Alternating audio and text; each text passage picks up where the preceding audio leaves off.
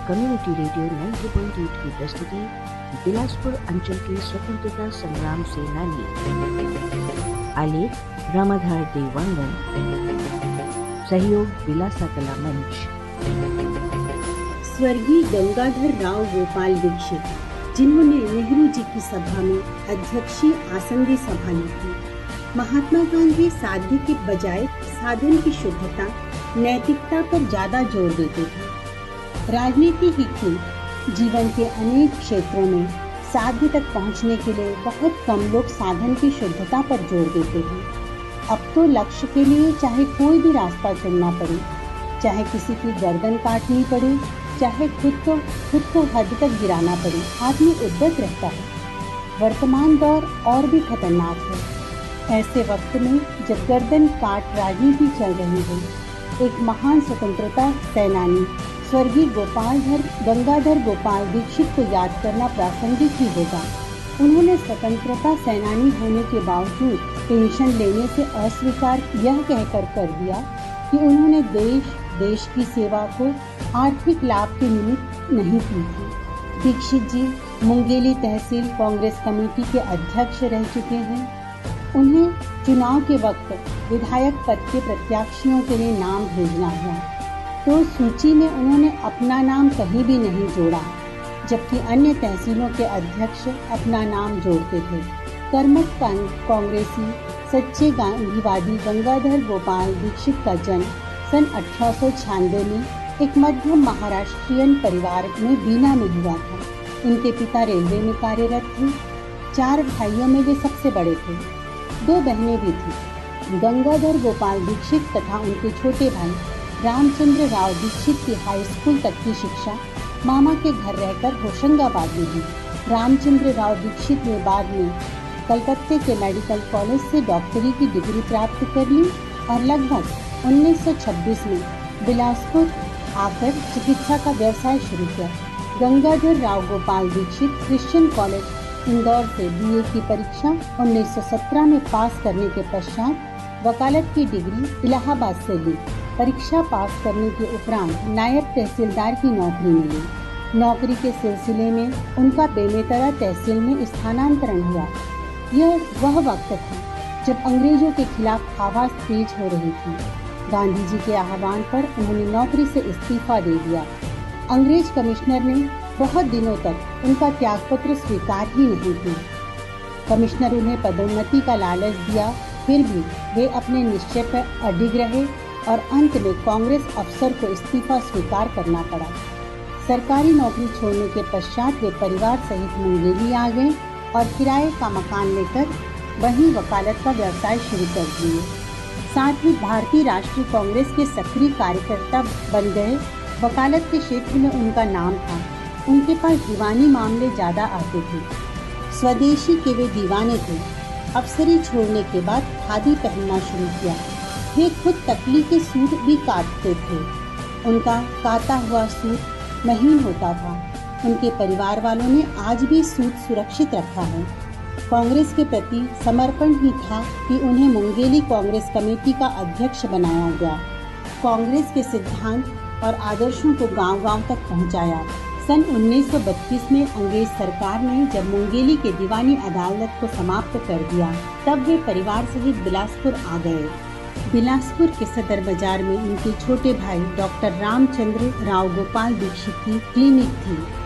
गंगाधर राव गोपाल दीक्षित ने इनके साथ रहकर वकालत का व्यवसाय आरंभ किया। इनका पूरा परिवार राष्ट्रीय विचारधारा से ओतप्रोत था।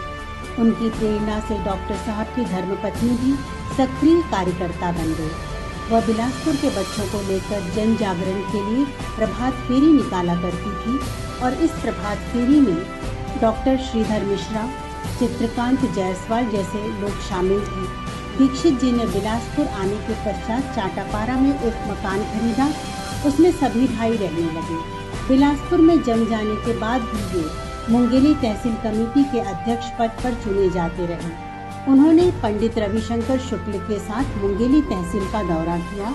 बिलासपुर में वे ठाकुर छेदीलाल बैरिस्टर, डॉक्टर शिव दुलारे मिश्र, पंडित कुंज बिहारी अग्निहोत्री, चिंतामन राव उत्कलवार, डॉक्टर रामचरण राय आदि के संपर्क में आए और अपने सौम्य और मिलनसार व्यवहार के कारण पार्टी में तथा समाज में लोकप्रिय बने। सन 1936 में जब जवाहरलाल नेहरू पार्टी के प्रचार में बिलासपुर आए थे, तब उनका मुंगेली प्रवास भी हुआ। नेहरू जी को मुंगेली ले जाने के लिए राजी करने और प्रोग्राम बनाने में दीक्षित जी का बड़ा हाथ था। एक रोचक बात का उल्लेख करना सामयिक ही होगा।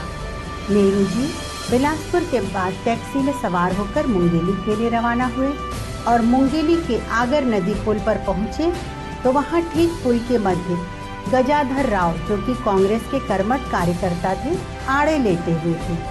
आसपास नेहरू जी को देखने के लिए भारी भीड़ थी। टैक्सी आगे नहीं बढ़ सकी, रुक गई। गांधी जी ने सड़क पर लेटे रहने का कारण पूछा, परंतु साहू जी ने कोई जवाब नहीं दिया। नेहरू जी ने पूछा, भाई आखिर तुम चाहते क्या हो? फिर भी साहू जी ने कोई जवाब नहीं दिया। नेहरू जी गुस्सा हो गए और उन्होंने बाद में कार्यकर्ताओं से विनोद प्रियता से कहा, इसे नदी में फेंक दो।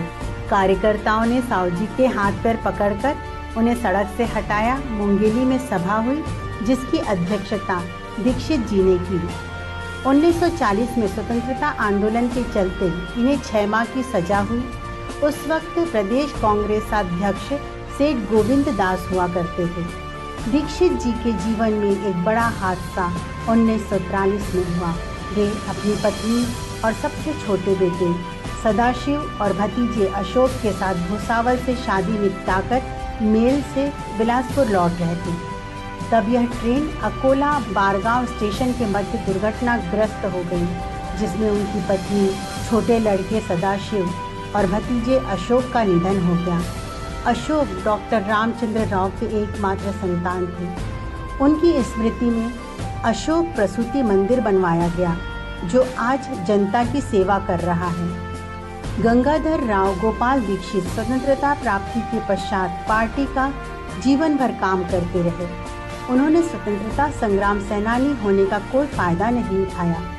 वे कहते थे, देश सेवा कोई लाभ प्राप्त करने का उद्देश्य से नहीं की थी। उन्होंने सेनानी की पेंशन लेने से भी अस्वीकार कर दिया था। उन्हें जब भी समय मिलता तकली से सूत काटा करते थे। यह सिलसिला जीवन भर चलता रहा। ठाकुर छेदीलाल बैरिस्टर और अन्य दिग्गजों ने राष्ट्रीय कांग्रेस के कतिपय विवादों के चलते अलग होकर स्वतंत्र कांग्रेस बनाई। तब दीक्षित जी को नगर के प्रतिष्ठित अधिवक्ता के माध्यम से संदेश भिजवाया कि यदि वे राष्ट्रीय कांग्रेस के टिकट पर चुनाव लड़ते हैं तो उनके विरोध में कोई भी प्रत्याशी खड़ा नहीं किया जाएगा। परंतु दीक्षित जी ने चुनाव लड़ना स्वीकार नहीं किया। वे बहुआयामी व्यक्तित्व के धनी थे। उनकी संगीत में रुचि थी। संगीत समाज बिलासपुर के अध्यक्ष भी रहे। उस वक्त देश के जाने माने संगीतकारों का सम्मेलन बिलासपुर में हुआ। उनके बड़े पुत्र डॉक्टर कृष्ण राव चिकित्सा व्यवसाय तथा दूसरे पुत्र प्रभाकर राव ने वकालत की पेशी को अपनाया।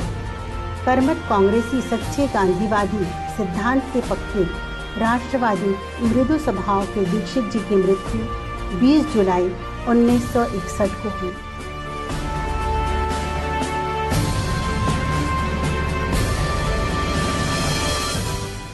रामाधार देवांगन के इस आलेख का वाचन कर रही थी संगीता अग्रवाल।